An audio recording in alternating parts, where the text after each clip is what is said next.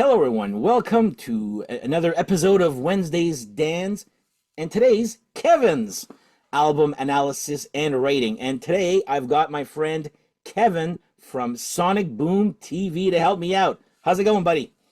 Good. Glad to be here. Excellent.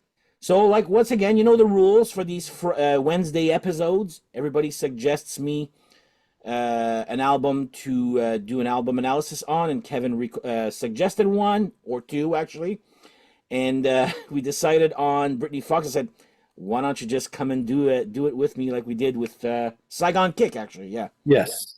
All right, so we will be doing today the self-titled album of Britny Fox, which we both got on vinyl. We were discussing this before recording. We've got the same version, but not the same version. We've both got a promotional copy. I apparently have. Okay, yours. Okay, you do. Is it embossed? Mine, Is it yeah, embossed?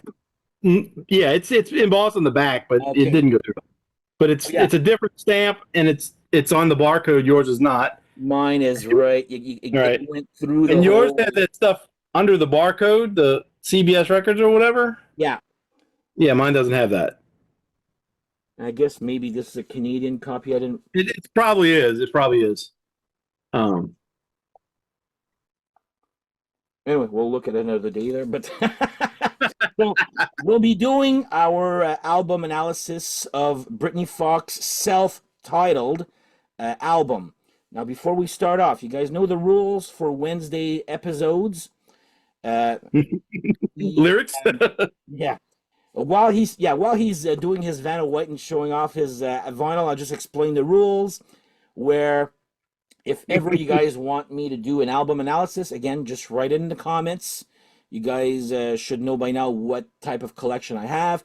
If you're unfamiliar, check out my Instagram. I post a vinyl of the day, basically every day except this past week because I've been a little bit busy there. But so yeah, this album came out in 1988 on Columbia or CBS. I guess it's a uh, sister company. I don't know. But yeah, on Columbia Records and produced by John Jansen, which I've never heard of actually. I don't know. Have you? No, No. I don't know what else I he's don't think done there. anyway. I We mean, have in the band Dizzy Dean Davidson on vocals and rhythm guitar. We have Michael Kelly Smith on lead guitar and background vocals. Billy, oh, is that your? look. I tell you, I like this band. Michael Kelly Smith is on my little tablet thing. Nice. Billy Childs, bass and background vocals, who's actually the only remaining member. They're still around technically, Yeah. but it's him, Billy Childs, the bass player, which is I don't want to badmouth him, but he's basically the least important member of the band there. And Johnny D on drums and background vocals, who's now drumming for Doro actually. Yeah, So he's been around. what's He's that? been around. Yeah, he's been around with a couple bands, I believe. Um, Well, he's been with Doro for at least a good 10 years, close to that there, if not yeah. more. I don't know. So, like usual, we will do a song by song meaning analysis and give our rating, and then at the end we'll do our final rating of the album. So, why don't you start us off, my friend, with the song number one, which is basically their most popular song, which is "Girl School." well, okay. I was gonna say that it's probably their most popular song, but it's not their most So, charting song, I should say. Like it didn't really chart. But I think everybody knows them for that song. oh yeah, oh yeah.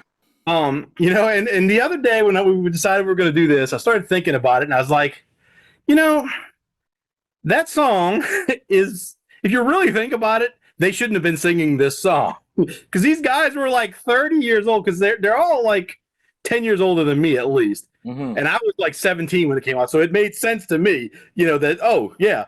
But they shouldn't have been singing this so much, but, Yeah. whatever. A lot of bands did that back in the day. So, But Girl School, the video is funny. I It's love it. you know it's got a bunch of hot girls that better be over 18 in it. There's the crazy teacher, and Yeah. then the band appears in the video as well. But it it's it's a I think it's a great song. And I'm gonna go ahead and just tell you, I'm giving it a 10. It's one of the three official singles for it, but not the first song I ever heard by them, and not one of and none of the singles are, which is pretty bizarre. Me actually was girls' school, so well for me, yeah, great video. You ever watch the video? Actually, like pay attention to it. You ever know? I don't know how. If anybody out there in cinema land know how they did this, I don't know if you know, but when you see, let's say you're looking at me, you see the teacher, and you see that there's the green blackboard in the back, Uh-huh. and sorry, you can see them playing. Then every time she turns around, it fades into that green blackboard. For Right. 1988, I'm like, how the hell did they Yeah. do that? Yeah. I thought Because that was there, actually pretty I clever. don't know if there was actually like green screens or anything back then either. I don't know if that was existing yet. 1988. But yeah, It's a they were cool Brittany effect. Fox. They were awesome. What's that? I said they were Brittany Fox. They were awesome. They knew how to do all Yeah, that yeah. stuff. Oh yeah, I love the video. I actually talked about this video in one of my video vixens because I used to well, I still do there. Love the main. I think her name is Kim Anderson, the main girl who Hmm. gets her Walkman Oh yeah, yeah, yeah. chopped off there, and then she goes nuts. Yeah, I absolutely love that song. It's the Yeah. first one I actually ever heard. My buddy bought the cassette way back. Actually, show me your cassette. You said you had the cassette. I want to Yes, see if it dude. was the same. Okay, okay. It was horizontal, like my friend. Okay, yeah, Yeah, and then I've seen different ones where this isn't red on the side. It's just like a black with white writing. They did that a lot of times with like music clubs and stuff like that. They changed the side for some reason. yeah. But definitely For, like that. for Um, Columbia House, there was a reason for if it's that there was a reason, and then it's got an extra picture on the inside. Um, which is on the back, right? oh, yeah, it's the same picture from the back cover of the record. Yeah. Just cropped. And I had the CD, but like I was telling you before, I don't know what I did with it. It's Yeah. misplaced I think I somewhere. sold mine to my buddy because I checked before and I have the last three. I'm just missing the first one, so I guess I sold it to one of my buddies there. Anyway, I'm giving it a 10 also. I love that song. Freaking love Yeah, that song. yeah, yeah. It's one of those songs that like it's like the one hit wonder kind of song where everybody remembers it. Even if they don't remember the band, they Mhm. remember that song, and most of them remember that video. Yeah, because the others songs I don't even remember what the videos were. For them. No, you're right. Well, to a point. The other albums I remember them, but for this album I don't remember the videos at all. Right. And this, I mean, this truly is one of my favorite bands of Mm. all time. And they weren't super popular either, so that's kind of rare that somebody has a band like that. They were. I think the name was more popular than the actual product. Like, oh yeah, I remember Britney Fox. I remember Britney Well, Fox. That's about it there. well, on the next one, I'll kind of get into why I think they didn't. Okay, well, next song then. How about you start off with "Long Way to Love." So that's their song that made the Hot 100 at number 100, and it was the U.S. In the U.S. the mainstream rock they got to number 35 with "Long Way to Love." Um, this uh, Britney Fox has a very unique vocal sound, and the only person you can compare them to is Tom Kiefer from Cinderella, which they were friends, Hmm. and Cinderella had already kind of come on a little earlier, and they kind of brought Britney Fox up with them. They went on tour with them and stuff like Hmm. that, and so "Long Way to Love" is um, it was a pretty big hit. Not everywhere, but at the time we had a rock station that turned over to like a heavy metal station, and it was from California. It was called Z Rock, Okay. uh, they played it a lot. And so, but what I think happened was with them, people probably thought they were kind of a clone of Cinderella, and I think that kind of hindered them as far as getting out on their own thing, Yeah. because the vocals sound a lot alike. Big time. And so, Sometimes. but yeah, but it's a great Sometimes. song. What's that? I said sometimes. So I know where you're going with this, I think. Well, the thing about Britney Fox is that they kind of stay in their own lane, whereas Cinderella said, "We're going to do this heavy metal thing, but we're also going to do this bluesy thing, and we're going to do this country thing, and whatever else they do." And Britney Fox didn't really veer into that. And I had a picture. I remember having a picture of them in my locker when I was in high school, and there was only one other kid that I knew that liked them, and we had a typing class, and he brought the cassette into the typing class, and the teacher played it, which blew my mind because I had it recorded off of the radio. Actually, I'll get to that later. Okay. They had these Victorian looking costumes on or whatever, Like and I Indie had this Mom's theme, picture. yeah? Yeah, I had this picture in my locker, and I remember some of the guys that were like the real heavy metal, whatever that was, guys would call me a poser, and I'm like, I don't even know what that means, but what, So anyway, that's a weird little take on that, but Long Way to Love, just a start to finish, great song. Probably the most radio friendly one as well, for the time. And I give it a 10. Okay, cool. Okay, so you didn't say what I was expecting, so I'll put mine. I'll say my notes. A Long Way to Love. I actually put in brackets two vocal styles. So he sings like the Tom Kiefer version, but he also sings with his normal voice for the verses. He's got like Yeah. a little lower voice. Yeah. And when you mentioned Cinderella, do you ever see on YouTube that commercial for Pete's Dogs?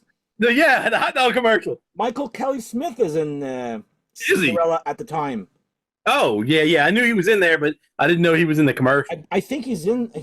There's Kiefer and Eric Brittingham for sure, and I think the guitarist is Michael Kelly Smith, if I remember. And I don't know because I know Fred Coury's not even on the album. But anyway, that's Yeah. But Michael Kelly Smith. So yeah, this guy is I believe is in the video for that Pete's Dogs thing there. So Pete's Dogs. that came out like 5 years ago or something like that. So that was I gave it a 9. It's a great song.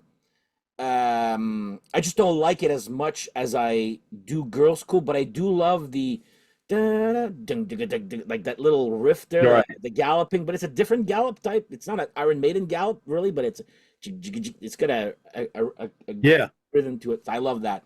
So I'm gonna give it a 9. Okay. All right. Now next up we have Kick and Fight. Okay. Kick and Fight is kind of like an anthem kind of song, and I really like it. And I could. This is not going to get a 10, but it could, depending on my mood that day. But there's a part in it where it kind of slows down and almost stops. It sounds like almost like a mistake in the middle of the song, and then it continues. And for some reason, that bothers me, and I don't know why. And I know they meant to do it. It just doesn't sound like it should have been done. And I don't know if you know the part I'm talking about, but I give it a 9. It's a good song. It's a really good song. It's just that one little part messes with my head too much, I guess. And I wish I would have wrote down what time it is so that you can just go back and I'll listen check it to out it. after, yeah. You can go listen to it. But yeah, it's a great song. Besides that part, so I gave it a 9. Okay. It's probably my least favorite of the album. Well, no, sorry. There's one dud for me there. I gave it a 6 because I just think it's a good song, but it's actually pretty generic, I find. Maybe at the time it didn't. I just think it didn't age well when you're listening to it. How old is this? What, 80? 88. So it's So 30, at least 30 years ago, if not more. But yeah, it's a good. I'll give it a 6 out of 10. it's It's a almost good. 40 years. What's that? Almost 40 years. Yeah, it's You're getting old. 30, 35, I'll say. Yeah, closer to that. Yeah. But yeah, Kick and Fight, I'm gonna give it a 6 out of 10. It's good, but generic. But I'm gonna have to go listen to that part there that you talked about after we finish this.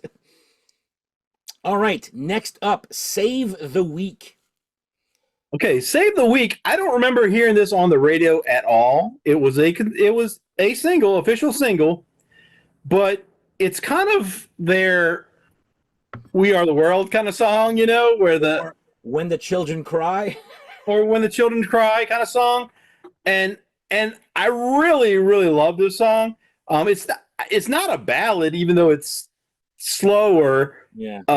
But it makes you get in your feelings a little bit. So I'm gonna give this one a 10 as well. It's probably one of my favorite songs on the album. I think they're all my favorite songs, I should say. But I think that one's kind of at the top. It's got a good message and everything, and all that good stuff. So yeah, I'll give that one a 10.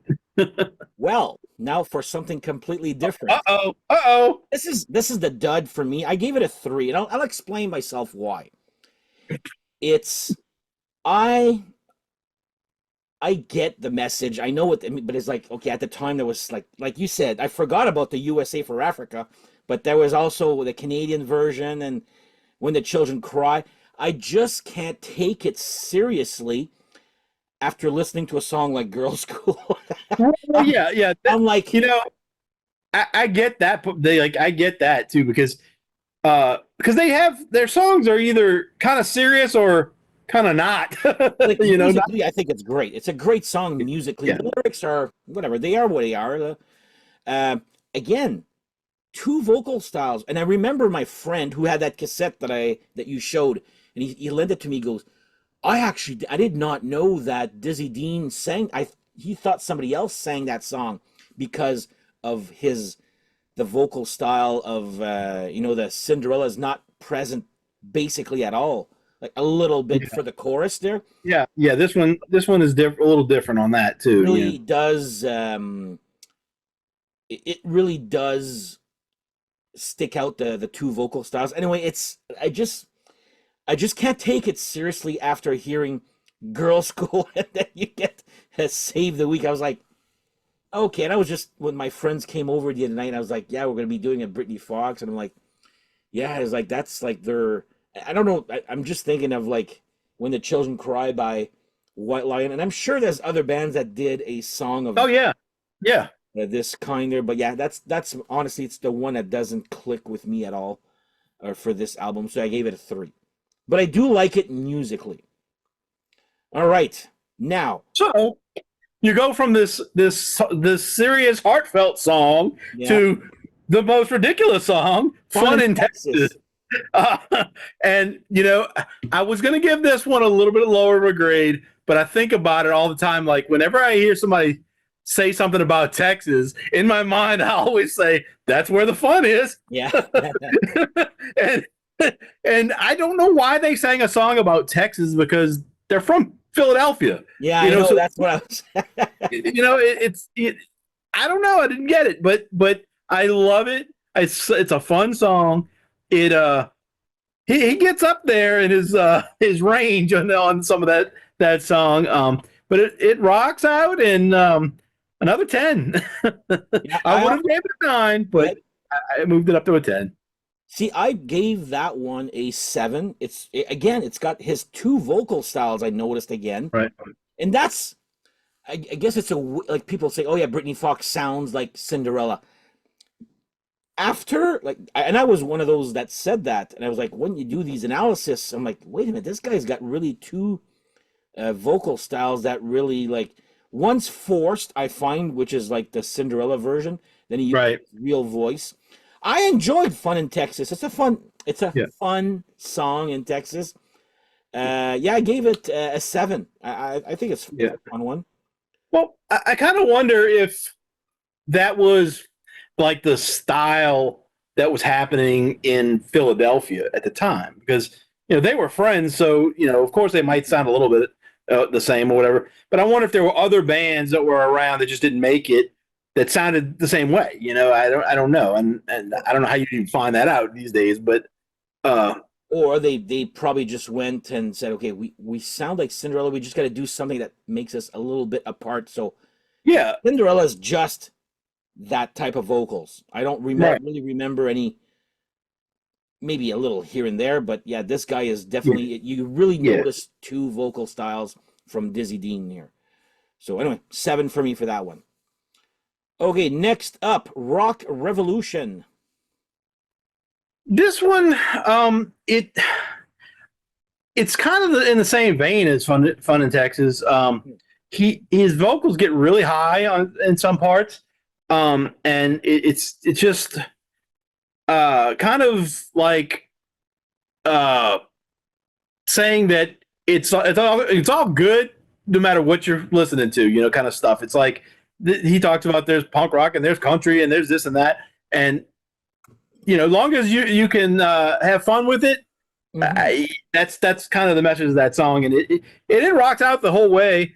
Um, and I'm giving that one a 10 as well. All I right, told you this is like one of my favorite albums of all all right. time. I also like the song a lot. I'm gonna give it an 8, but the reason I not a 10, it's a cliche song big time, Oh but yeah, it's a great cliche song. I do love that song a lot. well, It's and there were other bands that did songs like that oh too. for Like I don't sure. know, you remember Tough? Yeah.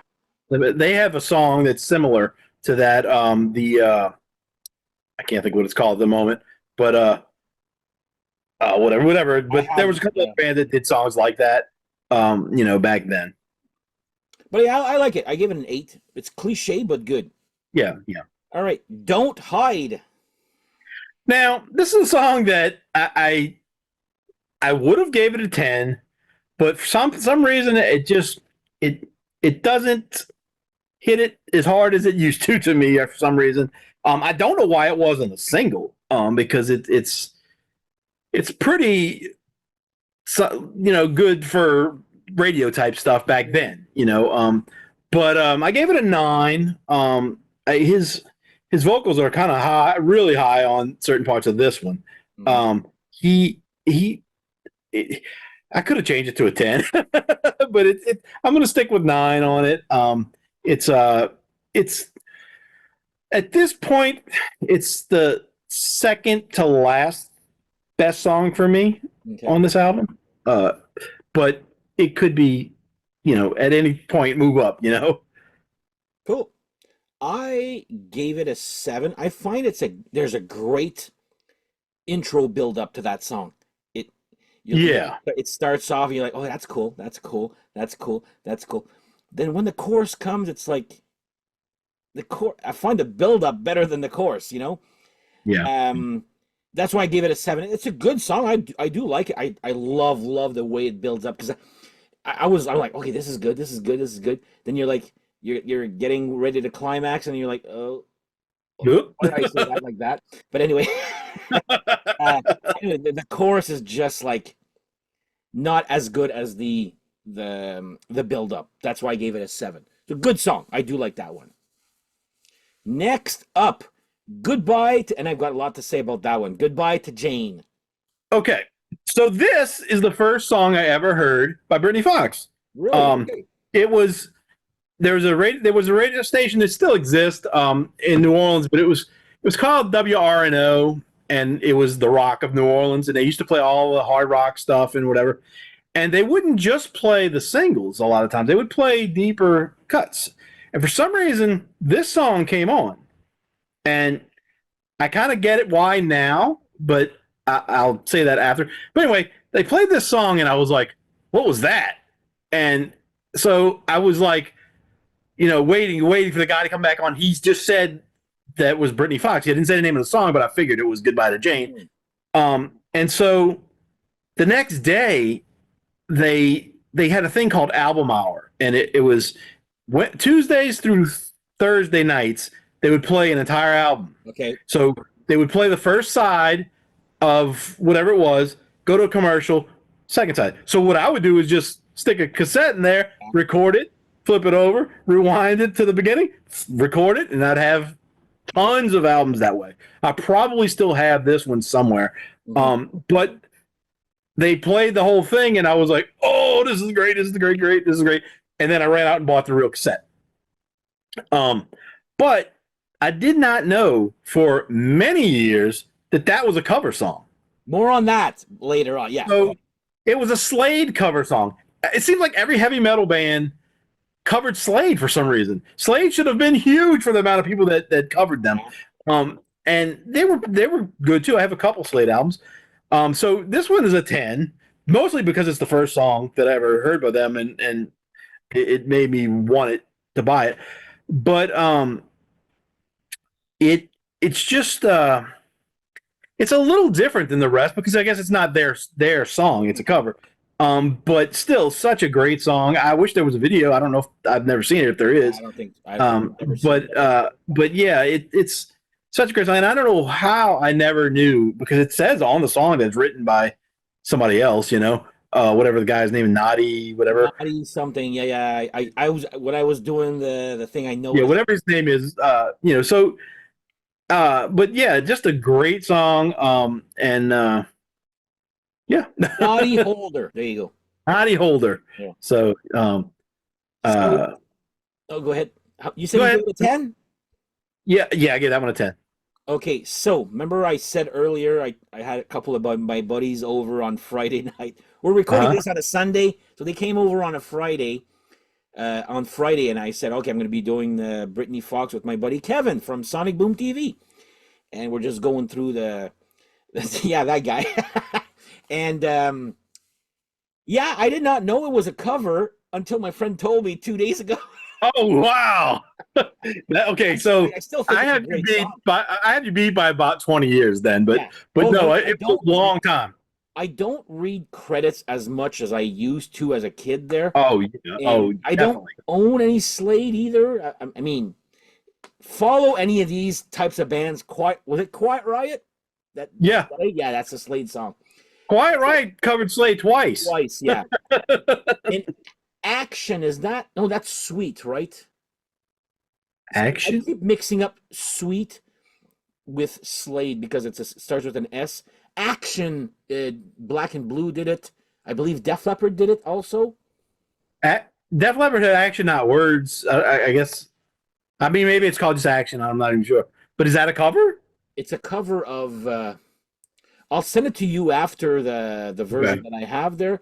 I think Def Leppard did it anyway. So my friend's like, "Oh yeah, I really like their cover of Goodbye to Jane," and I'm like, "That's a cover?" And I'm like, well, the title was somewhat similar, but I'm like, didn't other bands cover that? And I go, didn't LA Guns do that? He goes, no, that was the Ballad of Jane. Right. Honestly, I did not know it was a cover until 2 days ago. And wow. I just don't own any Slade, but I freaking love that song. I'm going to give it an 8. I wrote, it's a great cover, and it's one of those covers, and I like when you do a cover. Actually, I prefer this Goodbye to Jane 10 times better than what they did on their second album with Hair of the Dog. Yeah. Hair of the Dog, to me, nothing beats the original by Nazareth, but yeah, right here, Goodbye to Jane, I was like, yeah, that's a fun song. I really like that song. It definitely is. 2 days ago. I mean, I would say that you probably should look into Slade because they have a lot of really good songs, and some of them as covers. You wouldn't even know it was them. I'm gonna look. I have a. I don't know if it's. See, the thing is, I keep mixing up Sweet and Slade. I have a greatest hits, and I bet you it's Sweet or the Sweet. I forget what it's. The Sweet is what they call them. Yeah. Oh, I have Sweet. Yeah, it's. See, those guys I know. Anyway, I'll check it out there. I know who Slade is. I just don't have any albums by them there. Anyway, great song. 8 out of 10 for me. All right, next up, In America. So, as an American, I have to give this song a 10. There's no any way around it. It might not be a 10, but I have to be the support my country with this song. But it is a fun rocking anthem type song. And his voice gets so high in certain parts of this song. It's just about being in America, and if you don't like America, well, then you don't like this song. But if you do, I do enjoy this song here, and it's probably the one. See, now that I'm saying the title, I'm singing in my head. It's a friggin' catchy chorus. And it definitely is. and when my buddy came over the other day, I'm like, wasn't there a song like America? And he goes, yeah, in America. I'm like, yeah, that's. See, I just didn't forgot the title, but in Yeah, America, da da da da. I was like, yeah, it's a right. It it definitely is a great. I think this song should have been the last song. The way it ends, um, it just kind of the way it goes. The ending kind of fades out. It's a perfect way to end the album, but they did not end it that way. well, I gave it a 7. It's a good song. For some reason, I didn't write any notes for girls' school in this song. I don't know why, but yeah, I'm gonna give it a 7. But it's a good, catchy chorus. Even I'm gonna call it an earworm. It's you hear Yeah, it once and you're yeah, like yeah, you're yes, like that's the ones like of all the titles, that's the one right now. It's in my head and it's stuck there. It's living was the living rent free. Is that the yeah. That's what they say. expression? Rent free in your head. Yeah. Well, this whole album does that for me. Yeah. So, uh, All right, so that was a 7. And last song, hold on. hold on. Now, hold on. I'm giving it a 9, but I might even could give it an 8 because I don't know why it sounds like a single to me, but for some reason it just doesn't. It doesn't go as far as I want it to go. I don't know how to explain that. It's not as good as the rest of them. I don't think.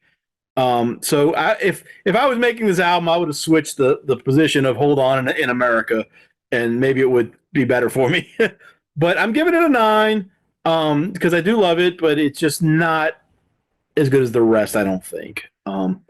And so All right. uh, again, he gets his vocals up there high on that one Oh, yeah. too. So Um, I don't know if you noticed, I didn't agree with you when you said in America would be a good closer because I actually said it's a good way to end the album was with Hold On. I actually do like the song. I actually gave it an 8. I love that all song. right. I did write good ending song. Ah. Well, look, I wrote should have been the closer.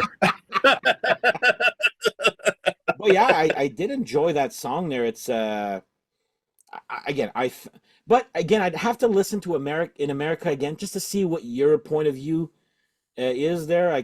To me, I just Well, hold on. Well, A good in way. America it's like this big rock anthem kind of song, and then the way it ends, it just kind of or whatever, kind of a good way that would end a song. That would be a better way to end the album, I think. Okay. In my brain. Um, All right. Well, I gave it an 8. okay. Now, what is your total out of 10 for this album? Well, my total on this is a 9.7 out of 10. All right, I'm just gonna write it down here. Actually, I should have send me in via messenger your scores. Oh, okay. I forgot to write them down as you were talking. Okay, I'm gonna write them in. I'm gonna write them. Top quality show we're on here. No, it's, my total is actually 7.3, which is still great. Well, Same it's funny because what made the album low for me. right, the reviews that I've seen usually give it either a 7 or a 7.5. Mm-hmm. And I feel like that has a lot to do with the Cinderella thing for a lot of people, where they just sound too much like Cinderella or whatever. But I think if they would have, if Cinderella didn't exist, they might have been a little higher for some Yeah, people. but like I said, man, this got to me. This band, sure, they sound like Cinderella, but they kind of separate themselves from Cinderella by having those two vocal styles. Yeah, And then yeah, when they got after the third album with a different singer, that was completely different sounding band vocally, and because they don't do that guy doesn't sing like Cinderella at all, the new guy. But Um, another thing that surprised me after this album was out that the second album came out within a year of this one. So I'm wondering if like they were trying to be around like when Cinderella first came out, which was 86, I think. 85, 86, something like that. yeah, actually, I Uh, got and I'm wondering if they had all these songs already and they were just like, okay, we got the first one out, did pretty good. Let's put the second one out, you know? yeah. Night Songs is 86. Okay, so 86 and Long Cold Winter would have been 88 then because I know it was 2 years later. But this one was like within a year. They put, you know, two albums out. So, and they were great. And I remember, yeah, the second one, the Standing in the Shadows of Love. I remember seeing the video of that for the first time. Yeah. I did like that one. But yeah, okay, 7.3 and 9.7 for Britny Fox's self-titled debut. There you go. If you've never heard this album, I said go check it out. I think it's this band's definitely worth it. I remember our friends used to laugh as it's not so bad here, but this guy in the videos, his hair was like Yeah. It was high. big. He goes, well, actually, maybe a little bit more. Look at how high his hair is right Yeah. there. And they're trying to look so serious on there. And how can you really take them seriously wearing that stuff? I do like the logo too. It's actually pretty cool here. Yeah. Well, that's one of their relatives' name. This is a real person, like Britny Fox. It's like an ancient person, though. It's not like a. Hey, Grandma Britny. Yeah. No, it's like I don't know. I read a story one time, and it's some kind of distant relative I from did long not know ago. that. I don't know which one it is, but that was somebody's name. So, See, folks, you're always learning stuff on off the charts here. and it might not be true. Yeah, But I read a story about it, so it had to be true, right? It had to be true when I read it, right? Oh yeah, but yeah, on the internet. One of my favorite albums of probably all time, and one of my favorite bands. Cool. I don't think many people rate them as high as I do. I think people love this. I hear as their favorite album by the band. They do like. Oh yeah. Well, I've seen a few people, do little things showing it on YouTube, but back then, like I said, there was only one other kid in school that I knew that liked them. And he brought it to class, and we got to listen to it in class. So actually, I forgot. I wanted to mention to that. We had a French class, okay, and for some reason, it was in grade. We were in grade 7, and for some reason, the teacher let us play cassettes while we were reading our books while nobody was talking. We got to hear Iron Maiden, Power Slave, Kiss, Animalize, Wasp, the first one. Those are the 3 that I remember. And wow. I remember this girl, we played Kiss, Animalize, and this girl heard Heaven's on Fire. And she asked the teacher, she goes, can I actually go rewind that? That was a great song. I'm like, yes. Well, but in a French class, like an English class, I could maybe get it. But French class, you got to understand, French class here, or or an English class here in Canada, if you're in a French school, they're very strict on the second you enter the classroom for a French or English class, you got to talk French for that course only. Oh, wow. English, you're like, no, we're not French right now, we're English for that. So for that teacher to friggin' put Wasp, Iron Maiden, and what was the other one? Kiss on the cassette to play that. And I thought it was pretty ballsy because I went to art class and this woman, we were playing cassettes while doing art, like painting or whatever it was, and she had a fit because we played an English band. It was Tom Petty of all bands too, and she's like, no, this is a French school. You have to play only French music. And I'm like, wow, you can't have it both ways. Right, right. Tangent and a half there. But yeah, it reminded me, your story reminded me of that French class in grade 7. So Yeah, we didn't get much else of that kind of stuff in that class. I mean, one kid brought a Guns N' Roses album, but as soon as they started cursing, they cut that off. yeah, And we were listening to stuff like Tiffany and you know, super pop stuff, you know, Debbie Gibson and stuff like that. You know, whatever the girls brought in. Um, but yeah, that was I just couldn't believe we got to listen to Britny Fox. And the teacher thought it was going to be Samantha Fox, and she's like, I don't think I like her. And we're like, her? What are you talking about? You know, me and this one kid that knew who the band was. And we no, it's not going to be that. She let us play it, and it played the whole way through. So I was like, yeah. Enjoy those times, because kids, if you're watching this and you're in school right now, I bet you will never get this chance like me and Kevin. right. Oh, yeah, yeah. That's, Never I gonna think those days happen are long gone. days. So I thought that was a pretty cool. Anyway, that's our little tangent and our little episode for today, guys. So, Kevin, I want to thank you for joining me for this, and hope to see you again doing this again. Well, we'll still talk many times there, but you know, a one-on-one Yeah. album analysis, those are always fun there. So, and it's always fun to have somebody else here doing it there. So, anyway, on that note, guys, you can see I did get my Grand Marnier yesterday. Not sponsored by Subway. There you go. I actually did get. I haven't. Well, by the time this airs, there's a Monday episode, and I explain how I got the Grand Marnier, because I've been bitching about it all week, having too much snow to shovel.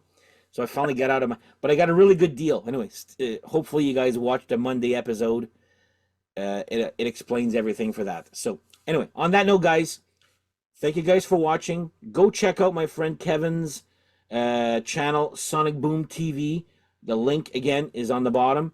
And again, thank you, Kevin, for joining me for this. You're welcome. Glad to do it. Yes. On that note, guys, have yourselves a good whatever, and we shall see you guys next time. Take care. Bye-bye.